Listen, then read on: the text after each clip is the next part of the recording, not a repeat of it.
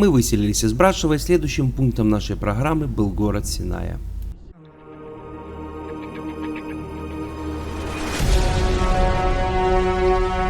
По дороге в Синай увидели вывеску, что в городе Бутеште есть огромный аутлет Puma. Решили зайти. Та-дам!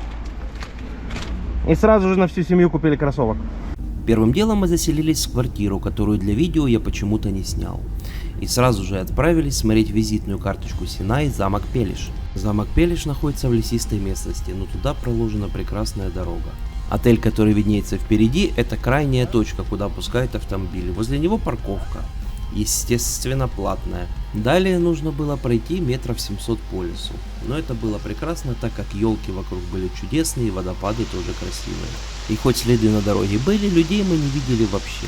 А этот ресторан очень похож на какой-то средневековый замок. А вот и сам замок. Замок Пелиш меня поразил своей красотой, и поэтому автоматом стал самым красивым замком, который я видел. И как ни странно, этот замок построили не румыны, а немецкий король, потому замок и получил такой немецко-альпийский вид. Также хочется заметить, что это первый в мире замок, у которого была собственная электростанция. Очень воодушевленные мы побежали за билетами, но тут нас ждало разочарование. В этот день, оказывается, в замке был выходной. Стоило мне поругать румынов, и я нашел очередное темное пиво. В этот раз Урсус, черный гризли.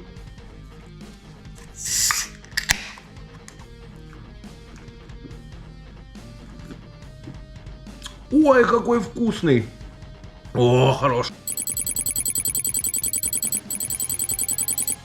Основным планом на сегодняшний день было посещение горнолыжного курорта.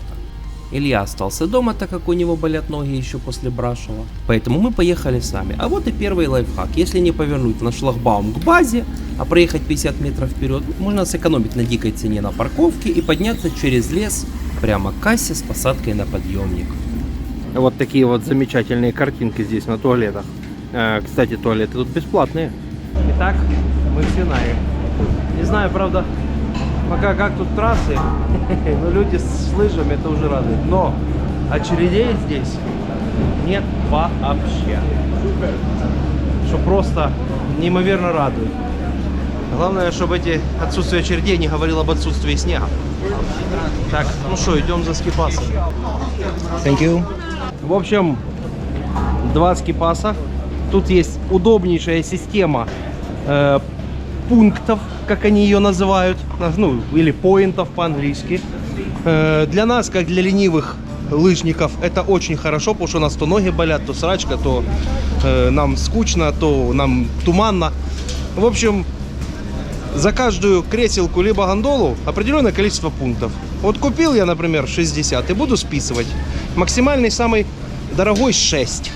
Есть 3, есть 2. Очень жирная система добирания на курорт. Значит, вот прямо, короче, вот здесь, вот с трассы, идет большая кабина, которая везет всех в первую точку, откуда начинаются горки. В общем, если у вас нет машины, то в центре города вы садитесь на гондолу, и она везет вас со снаряжением прямо на точку пересадки. Мы машиной, мы приехали вот сюда. Мы немножко не разобрались, как что работает. Сейчас мы будем двигаться в главную точку развязки на первой кабинке. Мы находимся на высоте 1000 метров. То есть сзади меня горка, по которой визуально видно, что снег уже такой себе мокрый и коричневый. Но есть надежда, что вот эта вот шайтан-кабина сейчас нас отвезет туда, где еще снег есть, и он не мокрый.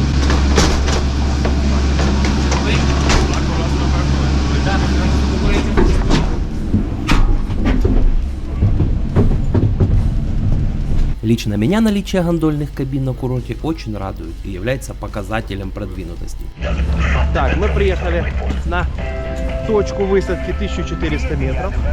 Тут снег уже по суше, что радует. Хотя склоны весьма не очень так выглядят.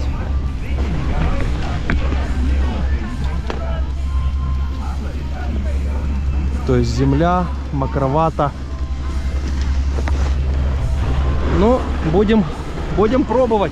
Сейчас еще на одну гондолу и поднимемся еще на одну ступеньку вверх.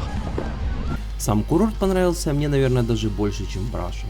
На курорте я насчитал 3 гондолы, 3 кресельных подъемника и штуки 3 бугельных.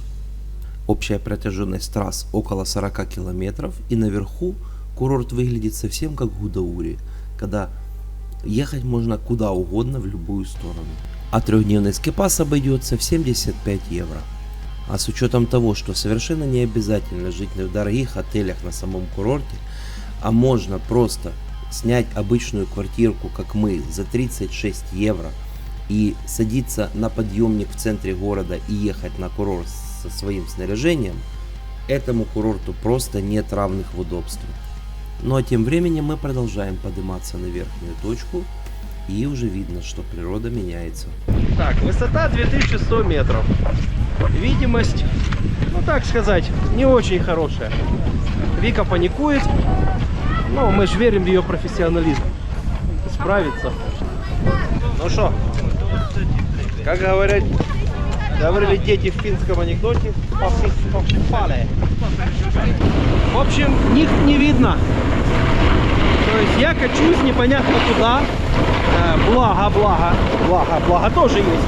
Благо в том, что, короче, трассы промаркированы. И на основной массе стоят заборы с 2 сторон, поэтому промахнуться сложно. Ну и по большому счету, я смотрю, туман уже немножко расходится к низу. Вика там где-то сзади чалит. Сейчас мы ее будем ждать.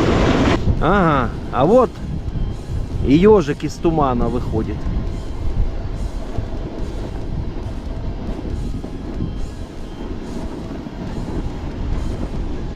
И между прочим, 12 часов дня, а здесь вельвет, что не может не радовать. Так, туман ушел, мы видим елки, мы видим креселку, их большую очередь. Никто не хотел кататься в мокром снегу, оказывается. Значит, найдена была креселка, как я уже говорил, потому что по карте вообще непонятно. Креселка на нашу радость оказалась хлебницей, то есть с крышкой, закрывающей от ветра и подогревом. Поэтому мы мгновенно отправились опять в царство тумана.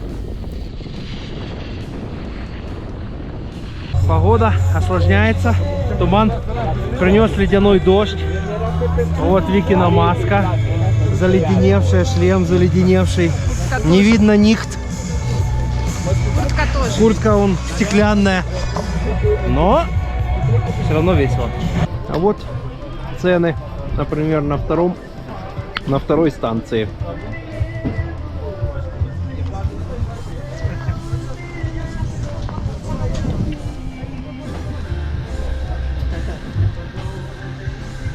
Ну и вот здесь вот у нас произошел небольшой казус. Ну, без казусов мы не можем. Значит, в тумане спускаясь, мы спустились к какой-то креселке, такой древний. Ну, такой древний. Ну вот, вот. Вот какой раритет. Господи, я на таких в жизни не ездил. По сравнению с ним, креселки Драгобрата — это просто Тесла, понимаете, среди Жигулей. Так вот. Но это мало того, что, короче, здесь сохранилась такая креселка. На нее не действует общий скипас. Она стоит посреди горки, входит в карту всех креселок, но у нее отдельный подъем. И один подъем стоит 20 лей на человека. Единственное, что меня радовало в этой старой креселке, это то, что мне показалось, что если мы на ней поднимемся, то переедем на другую группу подъемников. Но, как вы думаете, куда мы приехали? Правильно, к началу этой же древней креселки. А вот так вот выглядит нижняя часть курорта. Везде елки, все как мы любим.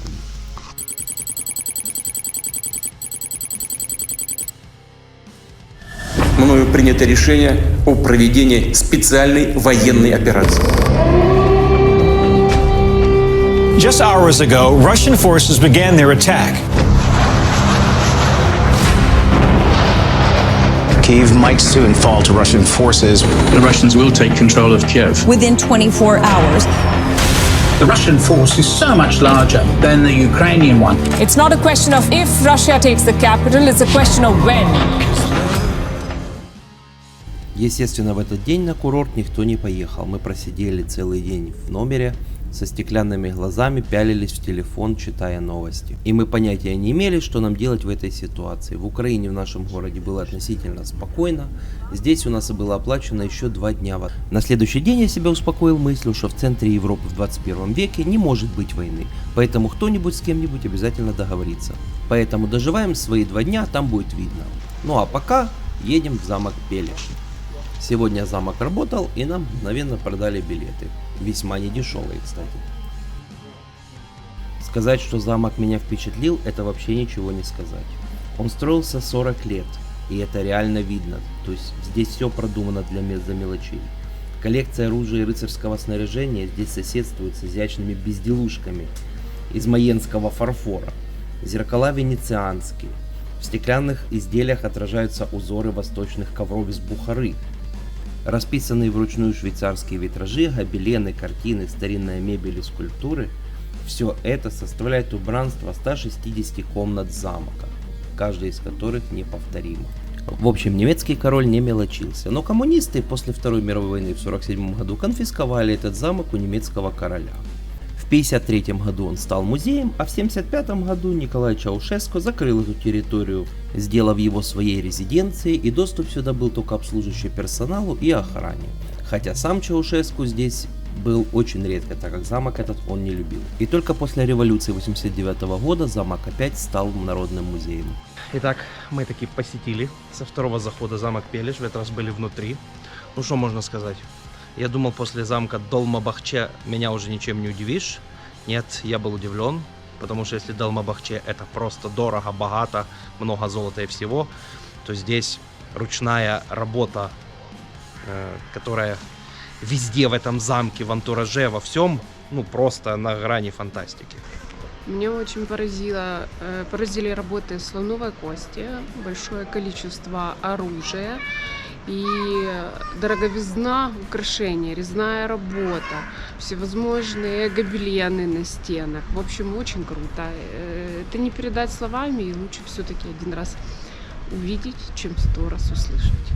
Мы дожили наши оплаченные дни в Синае, и так как военная ситуация в Украине никак не поменялась, мы приняли решение ехать в приграничный с Украиной город Галац, для того, чтобы там переночевать и думать, как дальше добираться домой.